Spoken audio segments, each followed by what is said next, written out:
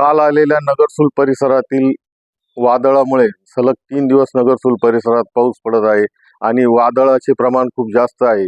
काल आलेला भयंकर वादळामुळे नगरसूल, रेंडाळा परिसर, वायवती, कोळगाव या भागातील वादळामुळे झालेल्या नुकसानी आणि स्वतः माझे पोल्ट्री फार्मचे नुकसान, फीड मिलचे गोडाऊन आणि समोरील पोल्ट्री शेड यामध्ये 3-3.5 लाख रुपयाचे नुकसान झालेले आहे. तरी शासनाने माझ्या नुकसानीचा सहानुभूतीपूर्वक विचार करावा अशी मी नम्र विनंती करत आहे.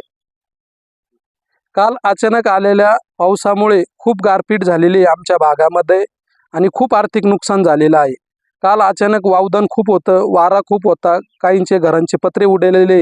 तर माझं स्वतःच्या शेतामध्ये शेडनेट उभं केलेलं आहे पिकासाठी. तर माझ्या शेडनेटचं पूर्ण नुकसान झालेलं आहे. 2-3 लाख रुपये कमीत कमी आज नुकसान झालेलं आहे माझं. आम्ही शेती दुसरी करावं म्हणून शेडनेट उभारलं होतं, पण त्याच्यातही निसर्गाने आम्हाला साथ दिलेली नाही आहे.